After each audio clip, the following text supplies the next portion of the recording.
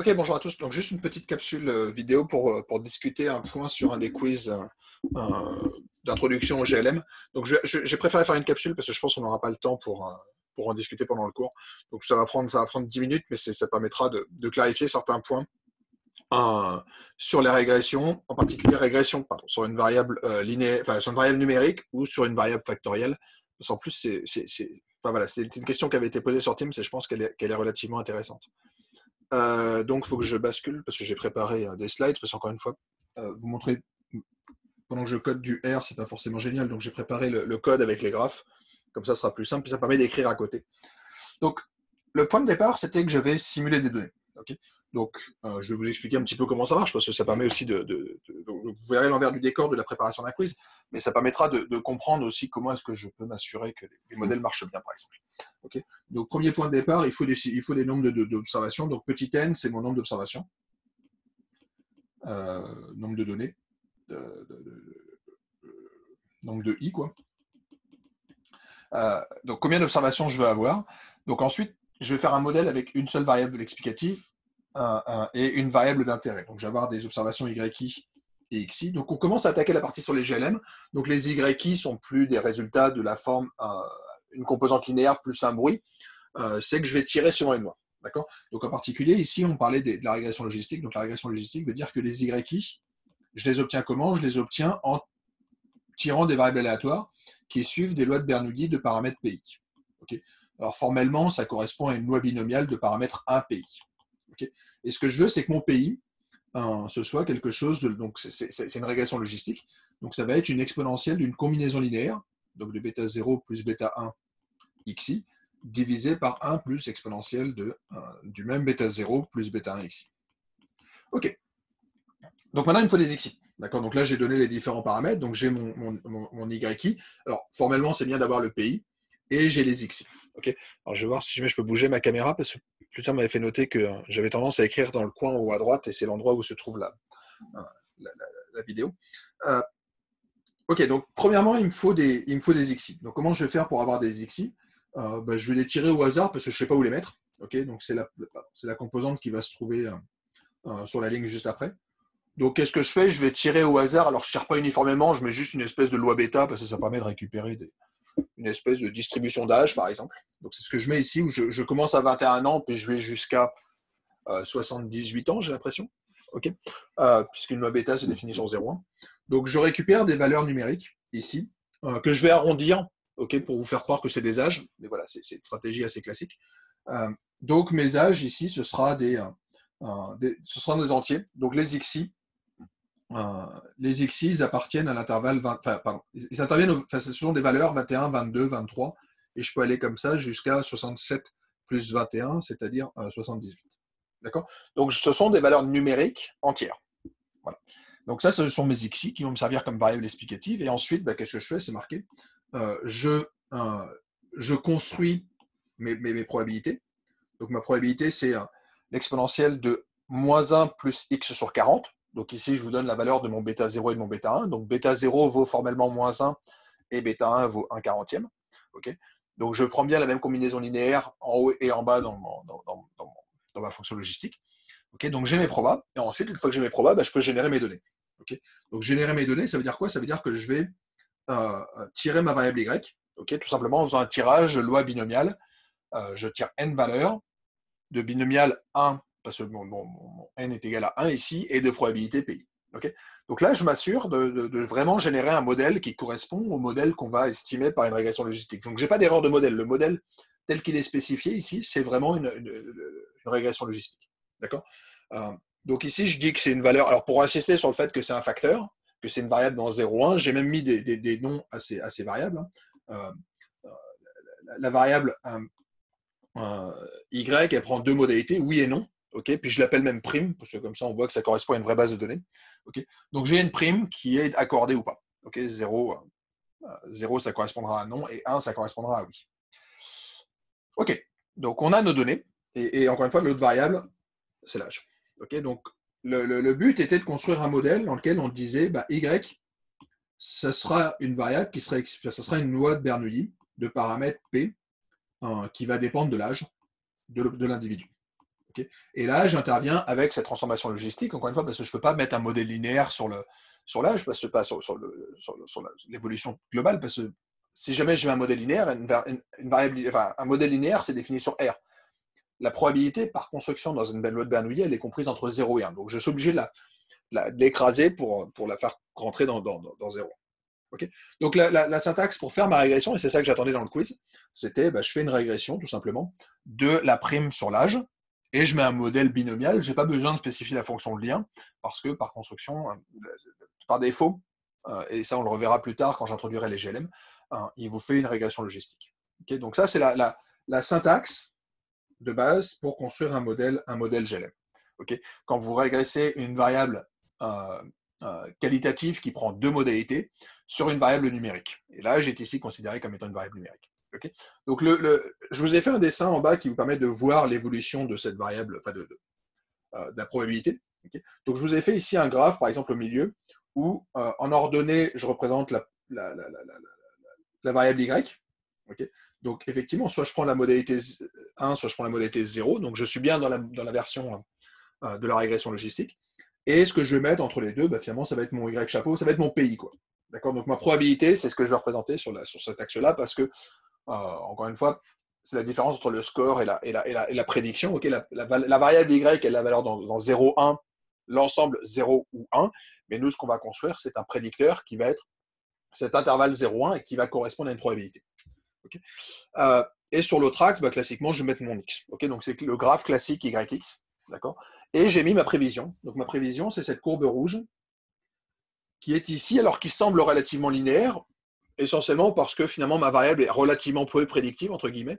Okay, si jamais j'avais pris des âges, des X beaucoup plus grands, qui commencent ici en l'occurrence, je crois, à -20 et qui vont jusqu'à 150, on retrouve la loi logistique apparaître. Okay, donc ce qu'on a, c'est juste que la version sur laquelle on regarde, elle semble effectivement linéaire. D'accord. Je n'ai pas tenté de faire un modèle linéaire, je ne sais pas si numériquement ça convergerait, mais on pourrait tenter. D'accord. Donc ça, c'est ce que me donne ma prévision. Ma prévision, elle est formellement ici. D'accord. Donc si jamais vous me donnez un individu qui a, je ne sais pas moi, 40 ans, okay, dans ces cas-là, la prévision qu'il va me faire, ça va être cette valeur-là. Et donc il va vous dire, une personne de 40 ans, elle a à peu près 42-43% de chance d'avoir une prime. Okay, donc là, on arrive à la question que j'avais posée dans le quiz, qui était, si jamais vous me donnez une personne de, on va dire, 55 ans, donc 55 se trouve ici, la probabilité de recevoir sa prime, elle est très exactement ici, et elle est à 61,93%. Okay, donc ça me renvoie, le predict par défaut vous renvoie la valeur, donc quand vous mettez un type égale response, ça vous renvoie la prévision, donc ce qu'on pourrait appeler un p-chapeau i, qui est la prévision pour cet individu associé à xi qui valait 55. Okay, donc version classique, encore une fois, c'est du code très classique de prévision, c'est un predict de ma régression, avec une nouvelle donnée, un new data, qui est tout simplement un data frame avec juste l'âge qui vaut la valeur que je veux regarder, qui est 55 ans. La seule subtilité dans les GLM, c'est cette histoire de type égale response, qui consiste à dire que ma prévision, je ne veux pas mon score, mon bêta 0 plus mon bêta chapeau 0 plus bêta chapeau 1 x, je veux la proba. D'accord. Donc le type égale response, c'est classiquement ce que nous on demandera, parce qu'effectivement, c'est ça qui est intéressant, c'est cette grandeur-là qui m'informe. Okay. Donc ça, c'était ce qui était demandé. Puis il y avait une question sur Teams qui était, mais est-ce que je mets l'âge en tant que variable numérique ou en tant que facteur? Alors effectivement, ici, on pourrait avoir envie de le mettre en facteur. Pourquoi? Parce qu'on a peu de guillemets, peu entre guillemets de facteurs. Enfin, j'en ai quand même potentiellement 67. Donc c'est quand même relativement important, mais on pourrait se demander qu'est-ce qui se passerait en tout cas si jamais je faisais une régression sur un facteur, et ça correspond au graphique qui est à droite et que je vais essayer de commenter dans un instant. Donc quelqu'un m'avait posé la question, je ne sais plus pourquoi c'était formulé comme ça, mais c'était de dire, est-ce qu'on peut considérer un estimateur bayésien? Alors, j'imagine que la question veut dire, est-ce que je peux estimer le p-chapeau associé à un x qui vaut 55 ans en disant que c'est la probabilité que y soit égal à 1, sachant que x est égal à 55 ans. Et ce qu'on voulait utiliser ici, en tout cas, c'est comme ça que j'ai compris la question, c'était, est-ce que je pourrais utiliser la version empirique de cette proba? Okay, c'est que autant si jamais j'avais une variable x qui était continue, okay, si jamais j'ai une variable x qui est continue, la probabilité de tomber sur y égale 1, sachant x égale 0, elle est nulle. Elle est nulle, pourquoi? Parce que elle est nulle. En tout cas, je ne peux pas prendre sa version empirique parce que la probabilité de tomber sur un 55 très exactement quand vous avez une variable continue, elle est nulle. C'est le principe des lois continues. Okay. Ici, c'est une loi discrète. En tout cas, je m'étais arrangé pour discrétiser mes âges, et donc effectivement, ici, x n'est pas continu, x appartient à n. Voilà. Donc le fait que j'appartienne à n fait qu'on pourrait être tenté de discrétiser, et de mémoire, c'est ce que je vais faire par la suite dans certaines capsules quand je vais travailler sur des vraies données d'assurance, juste pour voir ce que ça donne. Alors, on peut regarder sur cet exemple ce que ça veut dire. Alors, il s'avère qu'effectivement, 55, c'était un peu le cœur de ma distribution, c'est là où j'ai le plus d'observations. C'est que je peux regarder combien j'ai d'observations avec 55, pardon, avec un âge qui vaut 55, et sur cette base, j'ai 5 observations. Okay. Donc, effectivement, j'ai 5 personnes pour lesquelles leur âge était exactement à 55, et donc on pourrait se dire, oui, je peux prendre la version empirique de cette probabilité-là parce que j'ai des observations de personnes de 55 ans. Et je peux calculer la fréquence. Alors, il s'avère que dans cette population, j'ai 2 non et 3 oui. Donc, ça me donne très exactement un estimateur à 60%. Okay. Donc, empiriquement, j'observe que 60% des personnes qui avaient très exactement 55 ans ont eu une prime. Okay. Désolé, je ferme Slack parce que j'ai trop de messages qui apparaissent. Ok. Donc, ici, c'est ce qu'on a fait, on a pris la version empirique. En fait, et je vous renvoie aux capsules où je commence à faire des régressions sur des variables factorielles. Si jamais je traite l'âge comme étant un facteur, donc c'est ce que je fais ici, ok, pardon, c'est ce que je fais, oui c'est ça, où je régresse sur l'âge en tant que facteur, bah, en fait je vais faire exactement ça.